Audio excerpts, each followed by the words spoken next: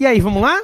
Tudo bem, pessoal? Vamos seguindo na matéria. Na aula passada a gente tratou de princípios, poderes da administração pública e agora a gente vai começar a trabalhar a matéria de organização administrativa.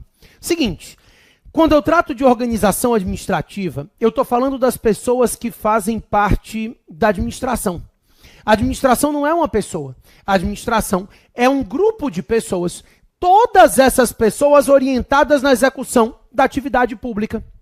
Então, conhecer a organização administrativa é justamente conhecer esse grupo de pessoas, esse grupo que está orientado na prestação do serviço, executando a atividade pública, tá?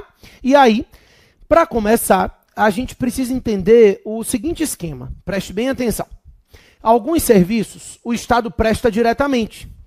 Então, serviços como saúde, segurança pública, educação, são serviços prestados diretamente pelos entes da federação. Então, esses serviços são prestados por União, estados, municípios, Distrito Federal. É a prestação feita diretamente pelos entes federativos, tá? Essa prestação do serviço feita diretamente pelo ente da federação, nós vamos chamar de prestação direta ou de prestação centralizada do serviço. Então, a prestação direta ou a prestação centralizada é justamente a prestação feita pelos entes da federação. União, estados, municípios e Distrito Federal executam alguns serviços diretamente. Prestação direta, prestação centralizada dessas atividades, tá? O que acontece é que o Estado tem que ser eficiente. E a melhor forma de garantir eficiência é se especializando. Isso, pelo menos na teoria, se você é especializado na execução de uma atividade, vai ser mais eficiente nela do que uma pessoa que tem um monte de coisa para fazer, né? Então, estava com a dor aqui, ó, nessa junta, de tanto mexer no celular, essa miséria. Aí fui no médico que me mandou para um ortopedista e que agora me mandou para um médico de mão. Isso é especialização. Se o sujeito que é um médico só de mão não conseguir resolver a minha mão, é porque não serve mais para nada, né? Então, na prática, quando você especializa a atividade, você vai especializando a execução dessa atividade e vai tornando ela mais eficiente.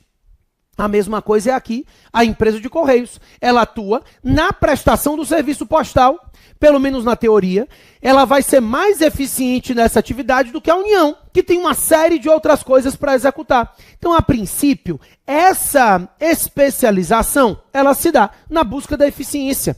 Por isso, em determinados momentos, o Estado deixa de prestar o serviço público diretamente e transfere para uma outra pessoa jurídica. É o que nós vamos chamar de descentralização.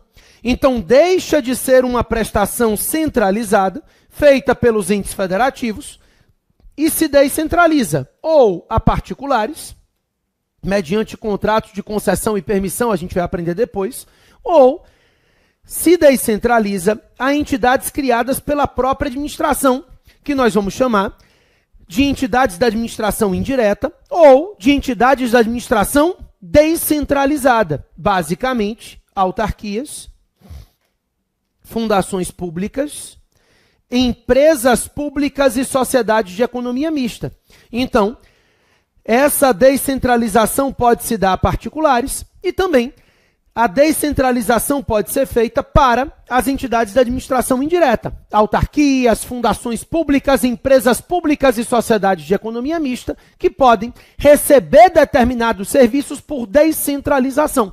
Então, descentralização é possível para entidades da administração indireta, que é o que a gente vai conversar daqui a pouco, tá? Na verdade, o mais importante para a prova de vocês, na parte de organização administrativa, são as entidades da administração indireta. Mas antes, eu queria que você anotasse algumas regrinhas aplicáveis às entidades da administração direta. Então, rapidamente, eu preciso que você entenda que mesmo que o Estado não transfira a ninguém a execução da atividade, ele tem que ser eficiente. Claro, a União, ela não pode alegar que é ineficiente na prestação do serviço de saúde porque ela tem um monte de coisa para fazer. Então, mesmo quando a prestação é feita diretamente pelos entes da federação, eles precisam buscar eficiência na execução dessa atividade. E eles fazem. se especializando internamente. Exatamente. Então você imagina que a União que presta serviço de saúde, internamente ela cria o Ministério da Saúde, vinculado ao SUS, a postos de saúde e hospitais públicos, ou seja, ela faz uma distribuição de competência internamente entre órgãos e agentes de uma mesma pessoa jurídica. Essa distribuição interna de competência, essa que é feita entre órgãos e agentes de uma mesma pessoa jurídica, nós vamos chamar de desconcentração. Então, a desconcentração é justamente essa prestação do serviço que é feita de forma interna, né? Ele se especializa internamente, distribui a competência internamente entre órgãos e agentes de uma mesma pessoa jurídica. Essa distribuição interna de competência é o que nós vamos chamar de desconcentração.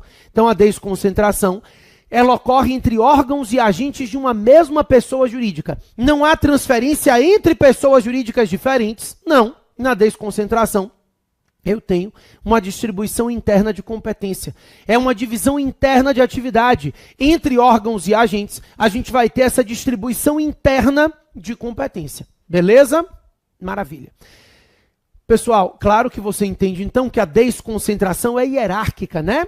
E isso, na desconcentração existe hierarquia, porque a gente sabe que o poder hierárquico é aquele poder interno. Já na descentralização, entre entidades diferentes, não há hierarquia. A gente, inclusive, ajuda assim, ó, desconcentração, distribuição interna entre órgãos, e descentralização, transferência para outras entidades, tá? Isso é fácil porque os órgãos públicos não têm personalidade jurídica. Aliás, pelo que eu acabei de lhe explicar, você conseguiu entender isso. Os órgãos públicos não são pessoas jurídicas, titulares de direitos e obrigações, não tem pessoal, patrimônio, responsabilidade por seus atos, né? Então, o sujeito diz assim, vou propor ação contra a prefeitura. Não, você propõe uma ação contra o município. A prefeitura nada mais é do que um órgão integrante da pessoa jurídica município. O município é a pessoa jurídica. O réu dessa ação será ele. Então, o ato praticado pelo órgão será imputado ao ente, né, ao município. A prefeitura nada mais é do que um órgão integrante dessa entidade. Os órgãos públicos não são pessoas jurídicas. Então, eles não são titulares de direitos e obrigações, eles não têm pessoal, patrimônio, responsabilidade por seus atos. O órgão, ele é parte integrante de uma pessoa jurídica responsável. Esse órgão, ele integra a estrutura dessa pessoa jurídica. Olha, prova de segunda fase, por exemplo. O Ministério da Defesa fez isso, aquilo outro. Aí no início das aulas você propõe ação contra o Ministério. Depois você entende que a ação deve ser proposta em face da União, né? A União é a pessoa jurídica, o órgão não tem responsabilidade. Então ele não é uma pessoa jurídica propriamente dita, ele é órgão de um organismo, tá? Olha, embora os órgãos não tenham personalidade jurídica, alguns gozam de capacidade processual atribuída por lei. A lei, ela atribui capacidade processual a determinados órgãos. Não é personalidade jurídica. Personalidade jurídica nenhum órgão tem, tá? Agora, alguns órgãos públicos possuem capacidade processual, ou seja, têm o poder de figurar no polo de uma ação em nome deles. Exemplo, vamos lá. A Lei de Ação Civil Pública diz que o Ministério Público pode propor uma ação civil pública. Se o Ministério Público do Estado da Bahia propuser uma ação civil pública, é o Estado quem está propondo? Não. É o próprio Ministério Público. Ele não tem personalidade jurídica, ele não é uma pessoa jurídica titular de direitos e obrigações, mas ele tem capacidade processual. Ele tem o poder de figurar no polo dessa ação em nome dele, do Ministério Público. A ideia é de que, independentemente da existência ou não, e ele não tem de capacidade de personalidade jurídica, ele goza de capacidade processual. Então, essa entidade que não tem personalidade jurídica própria, ela possui capacidade processual. Ela tem o poder de figurar no polo de uma ação em nome dela, da pessoa jurídica, tá? Ou da entidade, então, ou do órgão, desculpa, não tem personalidade jurídica, mas ela, ou ele, órgão, passa a ser o responsável pela ação. Isso se a lei atribuir capacidade processual ao órgão, ok? Beleza. Com isso entendido, antes da gente conversar sobre cada uma das entidades da administração indireta, e a gente vai fazer isso, vou falar de autarquia, fundação pública, uma por uma. Antes, eu quero que você anote 4 regras básicas. 4 regras que se aplicam a todas as entidades da administração indireta. Então, nós vamos aprender 4 regras comuns a essas entidades da administração indireta. Todas elas precisam seguir essas 4 regras básicas. Vamos lá? Primeira, personalidade jurídica. Isso é exatamente o oposto do que você acabou de aprender em relação aos órgãos. As entidades da administração indireta são pessoas jurídicas, titulares de direitos e obrigações, têm pessoal, patrimônio, responsabilidade por seus atos. É uma pessoa jurídica responsável pela atividade que ela exerce. Então, você foi ao INSS requerer um benefício, o dirigente do INSS negou o benefício, você propõe uma ação contra a União? Não, contra o próprio INSS. Por quê? A autarquia federal, ela tem personalidade jurídica própria, né? Aliás, todas as entidades da administração indireta têm personalidade jurídica própria. Então, são novas entidades, com pessoal, patrimônio, responsabilidade por seus atos. A ideia é de que se trata de uma nova entidade que não se confunde com nenhuma das entidades da administração direta responsáveis pela sua criação. Eu tenho uma nova entidade que não vai se confundir com nenhuma das entidades da administração indireta. A ideia aqui é de uma nova entidade, com personalidade jurídica própria, pessoal, patrimônio, responsabilidade por seus atos. Trata-se de uma nova pessoa jurídica, tá? Essa entidade da administração indireta, ela é uma pessoa jurídica responsável pelos atos que pratica. Seu filho passou num vestibular, está estudando na Universidade Federal da Bahia, é uma autarquia. Brigou com um coleguinha, deu um murro na cara dele, arrancou 3 dentes, foi expulso. Achou um exagero. Resolveu propor uma ação contra a União? Não, contra a própria universidade. Então, a entidade da administração indireta tem a sua personalidade jurídica e, portanto, ela não se confunde com as entidades da administração direta. São novas entidades, com pessoal, patrimônio, não se confundem com as entidades da administração direta responsáveis pela sua criação. Ok? Beleza. Além da personalidade jurídica própria, essas entidades da administração indireta dependem de uma lei específica para que elas sejam criadas. Então, necessariamente tem que ser editada uma lei específica antes da criação dessas entidades. Mas é o seguinte, nem sempre a lei específica cria, tá? Aqui é o decoreba da Constituição. Artigo 37, inciso 19 da Constituição Federal, regulamenta o seguinte: a lei específica cria as autarquias e a lei específica autoriza a criação das fundações públicas, empresas públicas e sociedades de economia mista. Então, as autarquias são criadas por lei, as outras entidades da administração indireta são autorizadas por lei. Então, a ideia é de que a lei específica cria as autarquias e a lei específica autoriza a criação das fundações públicas, empresas públicas e sociedades de economia mista. É bem simples. As autarquias são criadas por lei, os outros entes da administração indireta são autorizados por lei. No caso das outras entidades, a lei autoriza a criação. Então, a lei específica cria as autarquias e a lei específica autoriza a criação das outras entidades. Se a prova lhe disser, depende de lei específica a criação de todas as entidades? Depende. Né? Tem que ter uma lei específica. Ou ela cria ou ela autoriza a criação, mas a criação delas depende de uma lei específica. Sem lei específica não é possível criar nenhuma dessas entidades. Agora, a lei não cria todas elas. Ela cria as autarquias e ela autoriza a criação dos outros entes. Qual a diferença? O registro. Isso já caiu nas provas de primeira fase para vocês.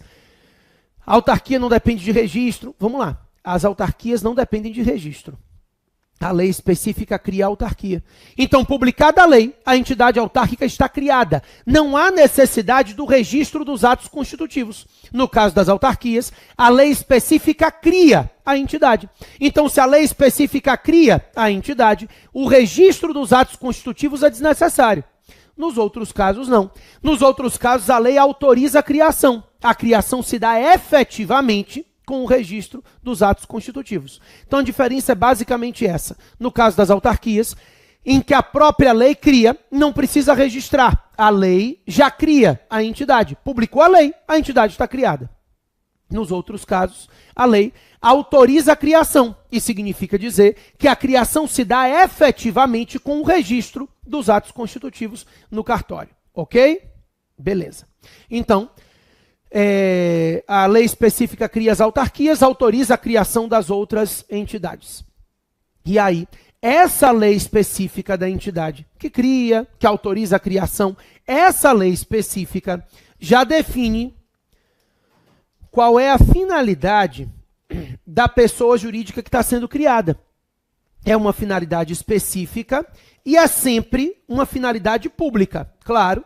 Então, primeiro você entende que a finalidade é pública, né? Necessariamente. Eu estou tratando de uma finalidade pública, não há a possibilidade de se criar uma entidade dessa com finalidade privada, lucrativa. Algumas têm lucro, mas não é a finalidade delas. É sempre uma finalidade pública. Depois a gente vai falar de empresas estatais e a gente vai ver que muitas delas obtêm lucro no exercício da atividade, mas elas não são criadas com finalidade de obtenção de lucro. Então essas entidades, elas são criadas com finalidade pública para atender ao interesse público, mas não é qualquer finalidade pública.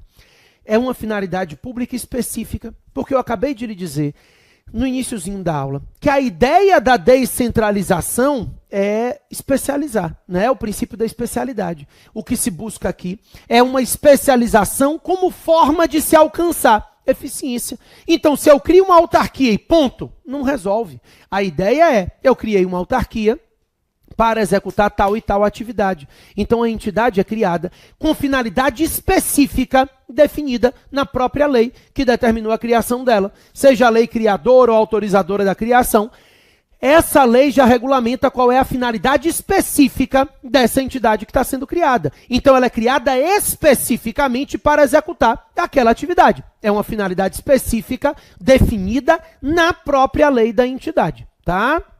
E aí, tem personalidade jurídica própria, dependem de lei específica para a criação, tem finalidade pública específica regulamentada na lei da entidade.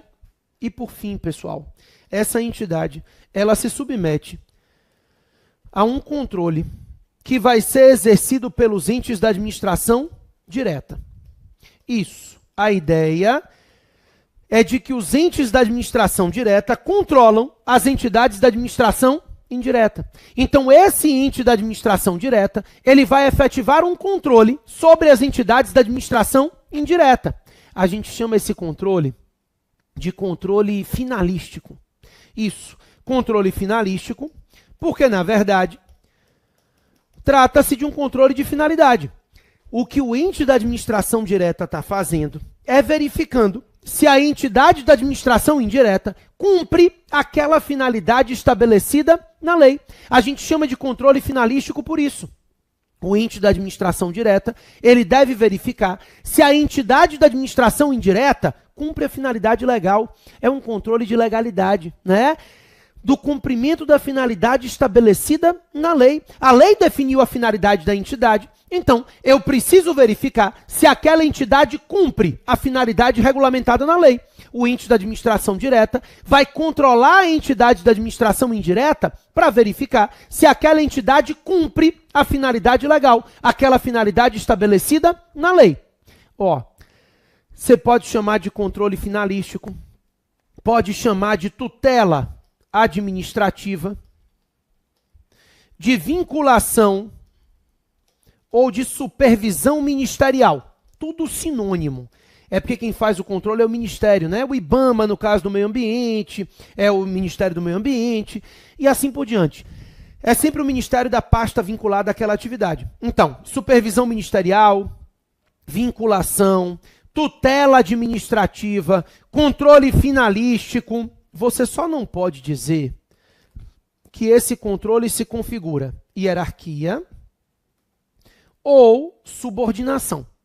Porque isso a gente sabe que não existe entre entidades da administração direta e indireta. Então a ideia é de que essa tutela, essa vinculação, esse controle finalístico não se confunde com a manifestação do poder hierárquico. Então eu não posso dizer que se configura hierarquia, subordinação, porque não existe hierarquia, não existe subordinação entre entidades da administração direta e indireta. A gente já falou sobre isso, né?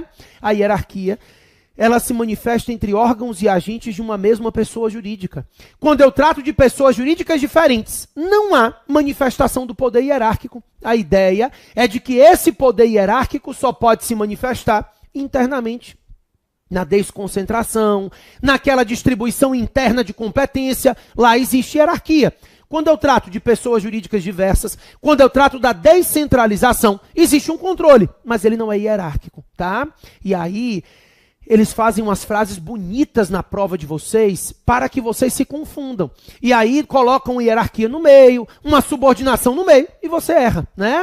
Cuidado com isso, tá bacana? Então a ideia é de que existe sim um controle, uma tutela, uma vinculação que é exercida pelas entidades da administração direta sobre os entes da administração indireta. Um controle finalístico, uma supervisão exercida pelas entidades da administração direta. Ok? Vamos lá, vamos ver se você entendeu alguma coisa do que eu disse aqui, né? Imagina o seguinte, você foi ao INSS requerer um benefício. Exemplo aqui, sem caneta, pelo amor de Deus, larga a caneta. Você foi ao INSS requerer um benefício. O dirigente do INSS negou o benefício. Da decisão negativa do dirigente do INSS, você decidiu interpor um recurso. E aí você recorreu para... Desculpa, aqui foi o analista do INSS. Você recorreu para o dirigente do próprio INSS. Te pergunto, esse recurso que você interpôs da decisão do analista do INSS para o dirigente do INSS, ele é hierárquico?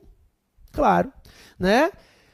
Dentro da mesma pessoa jurídica, INSS, autarquia federal, nós temos órgãos e agentes hierarquicamente subordinados entre si.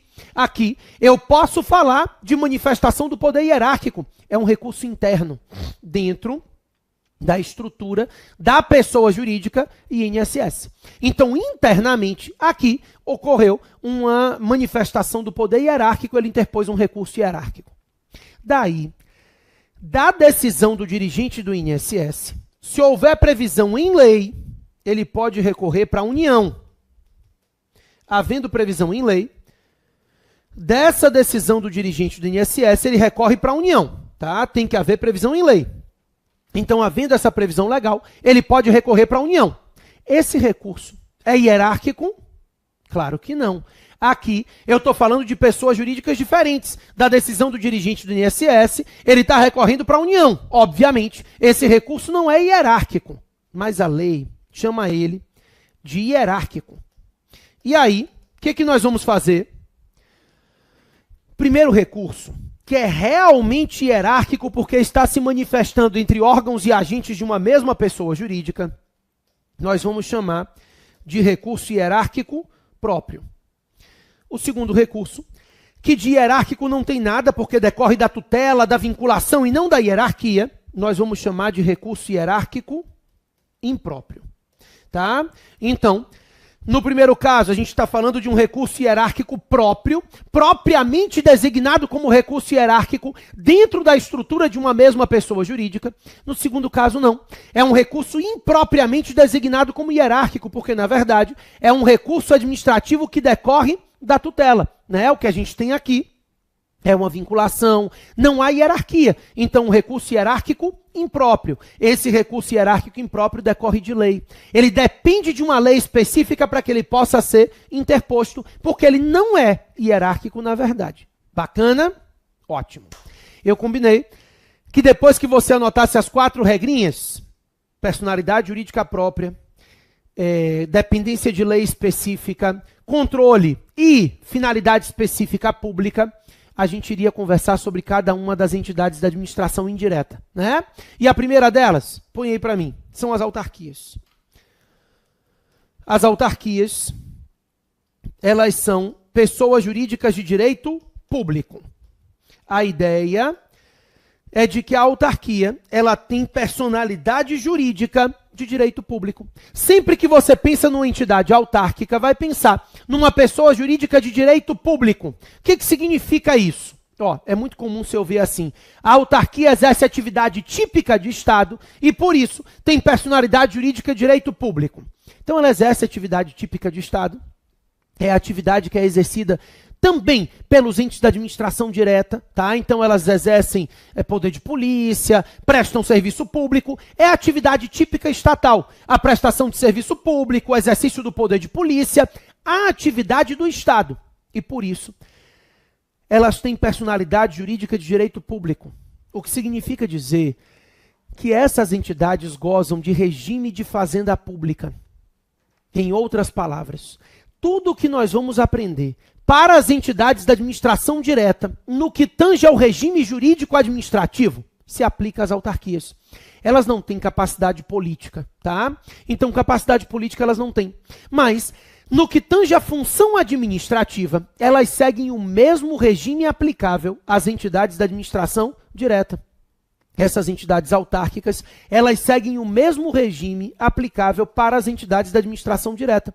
Sem tirar nem pôr, elas são entidades da administração autárquica. A ideia é que elas têm regime de fazenda pública, elas integram a administração indireta, mas elas gozam de regime de fazenda pública. Então, tudo que a gente vai aprender ao longo das nossas 9 aulas para as entidades da administração direta, valem para elas. Exemplo, vamos lá. Primeiro, as autarquias, assim como as entidades da administração direta, gozam dos privilégios processuais da fazenda pública. Que privilégios processuais são esses? Prazo em dobro para as manifestações. Não existe mais prazo em quádruplo, né? Agora, são prazos em dobro para todas as manifestações em juízo, seja contestação, seja recurso.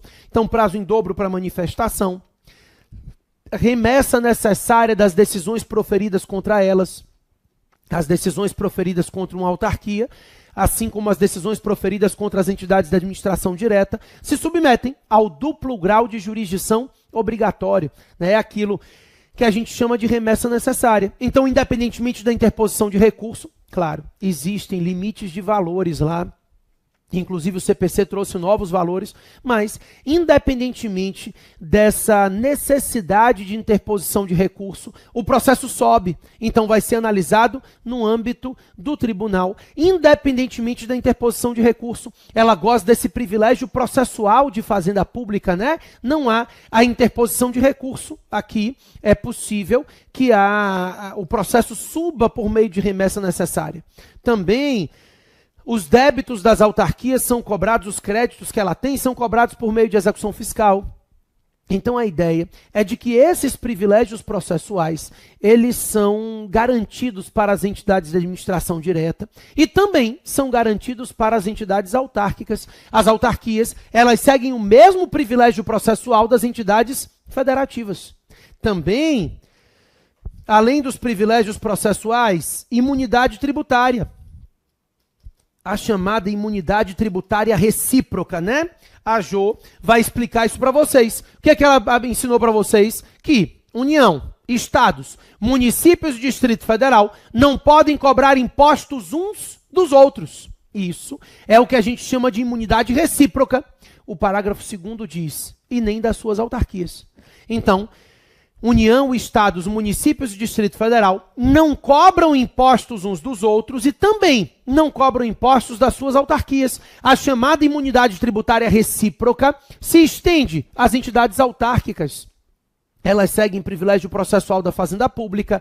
Imunidade tributária recíproca, né? Aquela imunidade que a princípio seria inerente às entidades da administração direta e também se estende às autarquias. Responsabilidade objetiva. o artigo 37, parágrafo 6º da Constituição, que inclusive é tema da próxima aula, e que regulamenta a responsabilidade objetiva do Estado. Ele regulamenta a responsabilidade objetiva do Estado e isso abarca também as entidades autárquicas, dentre outros benefícios, tá? Eu volto daqui a um minutinho para a gente seguir nesse tema e começar a conversar sobre algumas autarquias específicas.